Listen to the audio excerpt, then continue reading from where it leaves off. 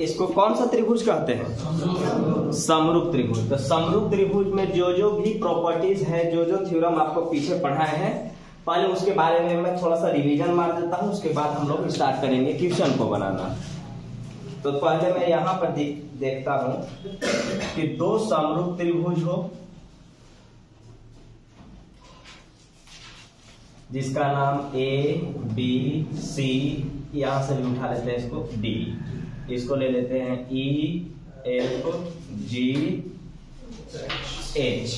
तो अगर मैं ये कहूं कि दो समरूप त्रिभुज में इनके जो क्षेत्रफल का अनुपात होता है, जैसे ए बी सी का क्षेत्रफल का अनुपात और ई एफ जी का क्षेत्रफल का जो अनुपात होगा, इसका हाँ ए बी सी सब कुछ इसको याद होगा, सब बोलिएगा। ए बी सी के क्षेत्रफल का अनुपात ई एफ जी के क्षेत्रफल का जो अनुपात होगा, इनके भुजाओं के वर्गों के अनुपात के बराबर होगा। तो बोलिए तो एक तरफ से ए बी का स्क्वायर ई एफ का स्क्वायर बराबर बीसी का स्क्वायर बटा में एफ जी का स्क्वायर बराबर में एसी का स्क्वायर बटा में ईजी का स्क्वायर बराबर में एडी का स्क्वायर बराबर बटा में ईएच का स्क्वायर। बिल्कुल ठीक। तो ये ऐसे अगर दो समरूप त्रिभुज बने रहेंगे तो इसके बाद भी कहा जाता है कि दो समरूप त्रिभुज में संगत कोण के सामने के भुजा का अनुपात आपस में बराबर होता है। उसके बाद अगर त्रिभुज ऐसा न करके ऐसा बने तो इसके बारे में भी आपको बताया गया है कि इनके बड़ी वाली भुजा अगर हम उठा रहे हैं तो हमेशा क्या उठाना होगा? बड़ी वाली भुजा, और छोटा उठाएंगे तो छोटा से स्टार्ट करेंगे। तो पहले इसके बारे में भी आप रिवीजन मार दें कि अगर जैसे देखिएगा त्रिभुज कौन कौन बना है? ए बी सी बटा में ए डी ए। तो ऐसा बोला जाता है कि दो समरूप त्रिभुज में इनके संगत भुजाओं का अनुपात आपस में बराबर होता है। याद है तो बोलिए ना जी, चुपचाप है बोलिए। ए बी बटा में ए बी बराबर एसी बटा में ए ई बराबर बीसी बटा में डी। देखिए जितने को याद होगा आप यहाँ से आज पूरा समरूप त्रिभुज से जितने सवाल बनेंगे सारा के सारा आपको करा दिया जाएगा। तो यही चीज आपको तो पढ़ना है, और अगर यही चीज पढ़ना है तो अब ध्यान रखिएगा ना कि ये तो थ्योरम है, इसलिए ऐसा हमने कराता हूं कि एबीसी में संगत भुजाओं का अनुपात आपस में बराबर होगा। लेकिन आपको जब सवाल बनाना होगा तो ये लिखना नहीं है। जब भी लिखना होगा दो ठे लिखाएगा, चाहे इनकी जरूरत पड़े, चाहे इनकी जरूरत पड़े या इनकी जरूरत पड़े, जब भी होगा दो के बीच में एक दूसरे के साथ तुलना किया जाएगा। अब आइए सवाल, ये कैसे हम जाने समरूप त्रिभुज है? क्योंकि उसने कहा एक थ्योरम लिखवाए थे कि किसी भी त्रिभुज में दो भुजाओं के मध्य बिंदु को मिलाने वाली रेखा सामने की भुजा का समानांतर और उसकी आधी होती है, और उसके वजह से वो दोनों त्रिभुज आपस में कौन त्रिभुज बनते हैं? समरूप त्रिभुज बनते हैं। तो अब यहाँ पर बोला कि डीई पैरेलल डीई समानांतर बीसी, सी कौन त्रिभुज हो गया? समरूप। अब समरूप हो गया तो इसके बारे में समझिएगा कि हमारे पास क्या क्या दिया गया है और हमसे क्या पूछा गया है। तो अब देखिएगा यहाँ पर एडी है 8, ये वाला है आपका 8, AB 14, ये पूरा होगा 14।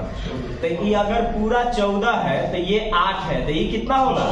6 होगा। ठीक है। AC 7 बोल रहा है, ये पूरा बोल रहा है 7, और हमसे पूछा है AE, ये वाला पूछा है। तो अगर हम इसको कहेंगे, अगर हम इसको x पढ़ेंगे तो इसको क्या करेंगे? 7 माइनस एक्स, क्योंकि पूरा कितना है?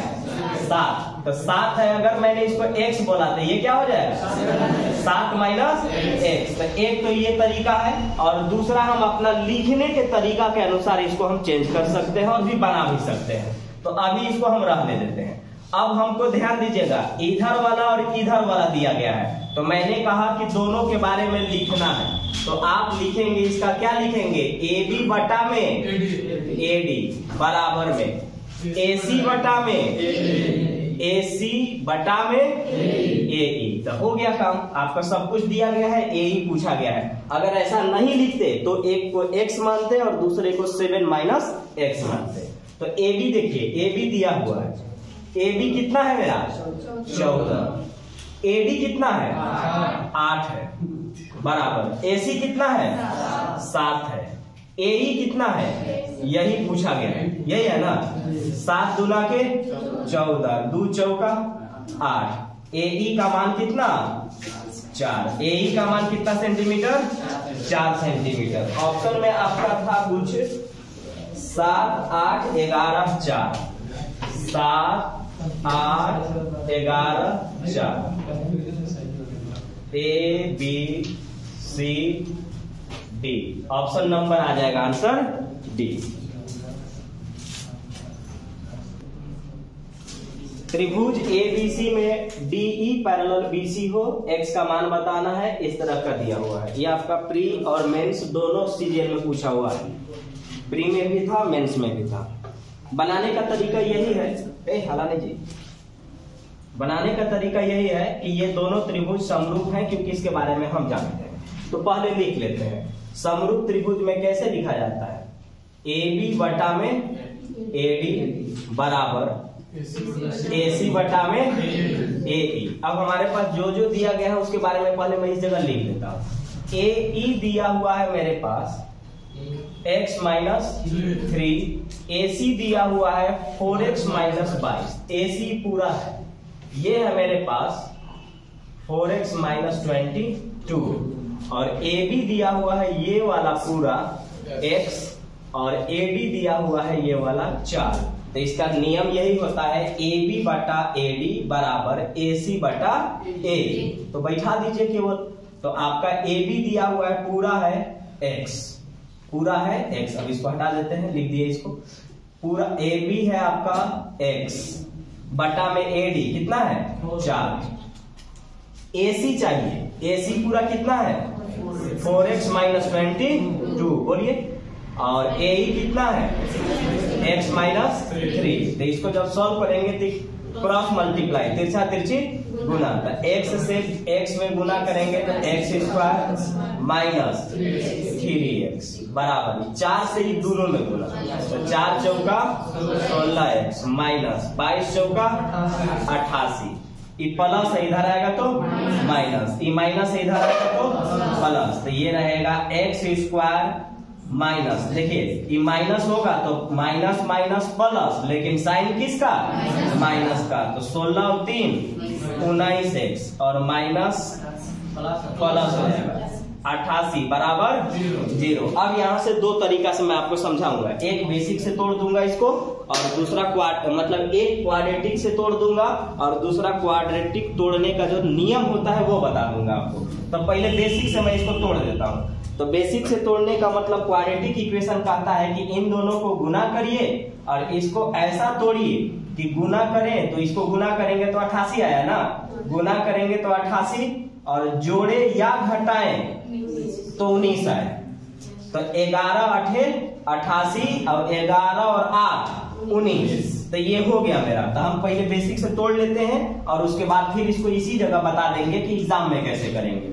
तो इसको करिए, तो एक्स स्क्वायर माइनस, याद रखेंगे 11x माइनस 8x प्लस 88 बराबर 0, माइनस और माइनस प्लस, लेकिन साइन माइनस का, तो 11 और 8 19, गुना करेंगे तो 11 8 88 x स्क्वायर, तो x कॉमन लेंगे बचेगा x माइनस 11, यहाँ से 8 कॉमन लेंगे, यहाँ बचा x, ये माइनस इसको माइनस कर देगा, तो x 8 से करेंगे तो 11 बराबर 0।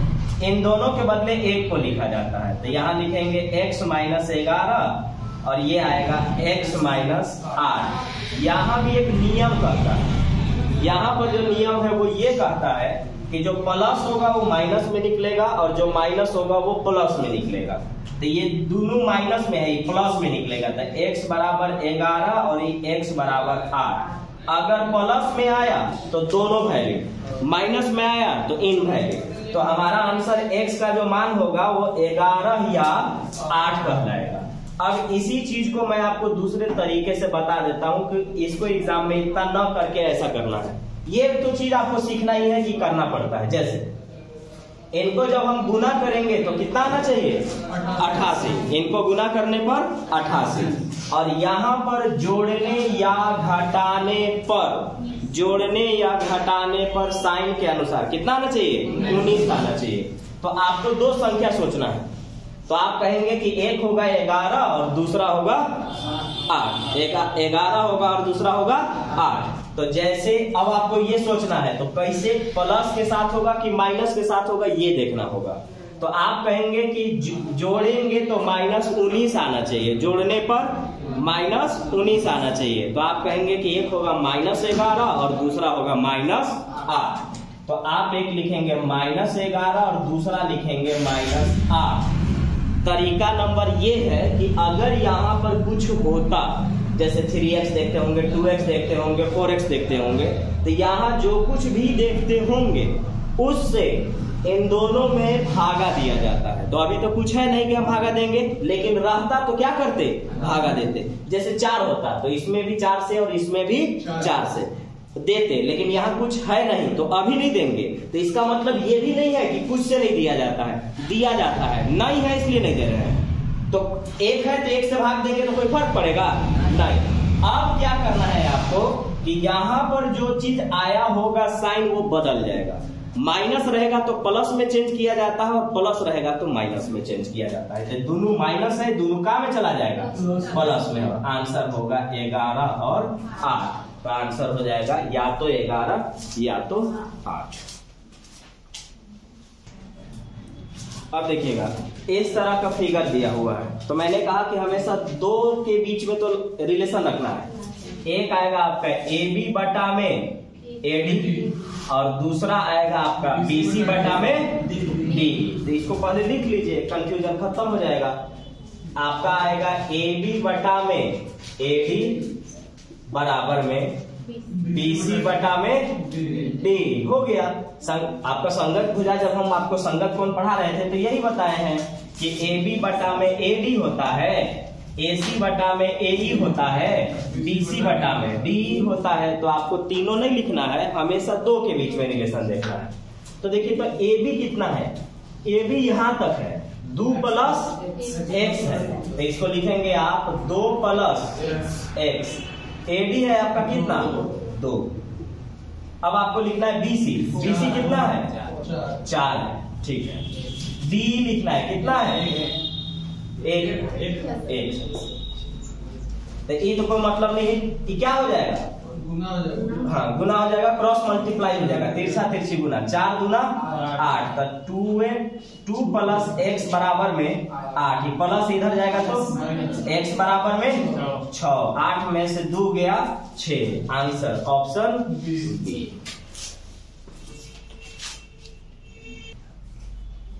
अब ये वाला बोलता है ना कि एंगल ADE और ACB बराबर है। तो अब डायरेक्ट नहीं कर सकते हैं, अब ऐसा नहीं कर सकते हैं कि AB बटा AD, AC बटा AE, ऐसा आप नहीं कर सकते हैं। अब आपको क्यों नहीं कर सकते हैं, क्योंकि पीछे जो पैरेलल कहता था समानांतर कह देता था, पैरेलल इस बार नहीं बोला, और नहीं बोला है तो अब आपको इसको संगत अपना हिसाब से बनाना होगा। तो कैसे कैसे करिएगा, उसने कहा कि ये वाला कोण और ये वाला कोण आपस में क्या है, बराबर है। तो अगर ये वाला कोण बराबर है तो फिर ये वाला कोण और ये वाला कोण आपस में बराबर होगा, और ये वाला कोण जो होगा ना वो दोनों में होगा। तो आपने, मैंने XY इसका नाम दे देता हूँ Z। अब आइए एक थ्योरम जो मैंने जिस दिन संगत कोण पढ़ाया था उसका दूसरा दिन ये वाला बताया था, क्योंकि वो वाला थ्योरम उस जगह पर नहीं लिखवा पाए थे। तो याद रखना है कि संगत कोण में समान कोण के सामने की भुजा का अनुपात बराबर होता है। संगत कोण में समान कोण के सामने के भुजा का अनुपात आपस में बराबर होता है। संगत कोण में समान कोण के सामने के भुजा का अनुपात बराबर होता है। तो अब ध्यान रखना है कि ऐसे सवाल में एक चीज बताया था कि अगर आप बड़का उठाइएगा तो हर बार बड़ा उठना चाहिए, और अगर छोटका उठाइएगा तो हर बार छोटा उठना चाहिए। तो मैं उठाता हूं एंगल, मैं लिखा हूं एगो x डिग्री, दूसरा लिखा हूं y डिग्री, और तीसरा लिखा हूं z डिग्री। बड़का से उठा स्टार्ट करेंगे तो बड़का x है, तो x के सामने भुजा कौन है? AB है। बड़का है पूरा बड़ा कौन है? AB है। तो अब x के सामने ही उठना चाहिए। x के सामने छोटका कौन पड़ेगा? AB पड़ेगा। लिख देता हूं पूरा ताकि बढ़िया से समझ में आए। अब आपको y उठाना है, तो अगर आपने इसका बड़का उठाया है तो y का भी क्या उठाना होगा? बड़ा। तो y के सामने बड़ा कौन है? AC है, तो AC लिख दिया। अब इसमें y के सामने छोटका कौन है? AD है। इसके बाद Z अगर मैं लिखना चाहूं तो Z में बड़का कौन है? BC। बड़ा कौन है? क्योंकि इसके सामने ये भी पड़ेगा और इसके सामने ये भी, क्योंकि दोनों में क्या है? कॉमन है। तो हम इसमें लिखेंगे क्या? BC बटा में, काम हो गया। अब आपको पता ही है कि हमेशा दो के बीच में रिलेशन उठना है। तो इस बार आपका काम इनके बीच से हो जा रहा है, इनका कोई जरूरी अभी नहीं है। तो उठा के देखिए, AB देखिए तो कितना है आपका? AB, ठीक है। अगर मैं इसको x लिख चुका हूं, हाँ A मान लेता हूं, ठीक है ना? A मान लेता हूं, तो AB कितना होगा? 3 प्लस A। AE कितना है? 4। AE कितना है? 4 बराबर। AC कितना है? 5 और 4 9। AD कितना है? 3। हो गया काम। 3 तिया 9, क्रॉस मल्टीप्लाई ना, 3 चौका 12। तो 3 प्लस A बराबर 12, प्लस इधर जाएगा A बराबर 9। 12 में से 3 गया 9। A क्या था? BD कहिए या DB कहिए, तो आपसे BD ही पूछा गया था, आंसर होगा ये। अब दोबारा फिर से सुन लीजिए। उसने कहा, अपने से बोला कि ADE और ACB आपस में बराबर है, तो ठीक है। अगर ये और ये कोण बराबर होगा तो फिर ये और ये कोण बराबर हो जाएगा, और ये दोनों कोण में कॉमन आएगा। तो तब यहां से थ्योरम जो लिखवाए हैं वहीं से वही की बात कर रहे हैं कि समान कोण के सामने के भुजा का अनुपात बराबर होगा। तो मैंने क्या किया कि x उठाया, y उठाया और z उठाया। अब देखिए सब में बड़ा वाला स्टार्ट किया हूं, फिर उसके बाद छोटा लिखा। तो x के सामने जो बड़ा है ना वो AB है, तो मैंने AB लिखा। x के सामने जो छोटा है वो AE है, तो AE लिखा। y उठाया, y के सामने जो बड़ा है वो AC है, तो AC लिखा। y के सामने जो बड़ा है और छोटा है वह AD है, AD लिखा। z के सामने बड़ा BC है, BC लिखा। फिर उसके बाद हमने यहाँ DE लिखा। दो के बीच में रिलेशन हमारा काम कर जाएगा, मतलब 2 से मेरा आंसर आ जाता है, हर बार आएगा। AD तो 3 प्लस A होगा तब होगा। AE 4 दिया है, AC 4 और 5 9, फिर AD 3 तिया 9, 3 चौका 12। क्रॉस मल्टीप्लाई करेंगे तो ये 12 आएगा, ये प्लस इधर जाकर के माइनस हो जाएगा, तो A का मान कितना आएगा? 9 आएगा। त्रिभुज MNT में NT बटा AB का रेशियो है 9/5, MB 10, MN का मान आपसे पूछा गया, सारा चीज डिग्री में दिया हुआ है। अब हम यहां से बात करेंगे कि समान कोण के ये तो देख के ही समझ में आ रहा है कि ये समरूप त्रिभुज है। समरूप त्रिभुज में समान कोण के सामने की भुजा का अनुपात क्या होगा? बराबर होगा। तो पहले हम एक काम करते हैं, ये देखते हैं। बोलिए, किसी भी त्रिभुज में कितना डिग्री? 180 डिग्री। तो 180 डिग्री में 85 डिग्री और 65 डिग्री 150 डिग्री। तो अगर ये 150 डिग्री है तो ये कितना होगा? 30 डिग्री। ठीक है, ये दोनों लाइन क्या होते हैं? पैरेलल होते हैं। ये दोनों लाइन कौन सा होते हैं? पैरेलल होते हैं। तो अगर ये दोनों लाइन पैरेलल होते हैं, चाहे इसकी बात अभी रहने दीजिए, ये आइए, एक लाइन पर कितना डिग्री? 180 डिग्री। तो 180 डिग्री में 95 डिग्री है, तो ये कितना होगा? 85 डिग्री होगा। ठीक है, अभी छोटका में आ जाइए। किसी भी त्रिभुज में कितना डिग्री? 180 डिग्री। 180 डिग्री में 85 और 30 115। 115 में कितना जोड़े कि 180 हो जाए? 65। तो आप गौर से देखेंगे तो 65 दो जगह, 85 दो जगह और 30 दो जगह। दो जगह का मतलब ये वाला इसके साथ भी है और इसके साथ भी है। तो अब क्या होगा कि समरूप त्रिभुज में समान कोण के सामने के भुजा का अनुपात क्या होता है? बराबर होता है। कोई भी उठाइए, तो मैं पहले उठा रहा हूं 85 डिग्री, फिर उठा ले रहा हूं 65 डिग्री और फिर उठा लूंगा यहाँ पर 30 डिग्री। अब आइए 85 उठाए हैं तो बड़का से स्टार्ट किए हैं, तो सब में बड़का, तीनों बार बड़का। तो 85 के सामने बड़ा कौन है? MT है, तो लिखिए इसको MT। 85 के सामने छोटका कौन है? MA, तो MA लिखिए। अब आपने कौन उठाया? 65। तो 65 में बड़ा वाला बताइए। MA। बड़का कौन है? MN। बड़का कौन है? MN। 65 के सामने छोटका कौन है? MB है। ठीक है, आपस में ये बराबर होंगे। 30 डिग्री के सामने बढ़का कौन है? NT। बोलिए ना, पता है तो NT। 30 के सामने छोटका कौन है? AB है। अब आपको जो जरूरत है उसकी हम बात करेंगे।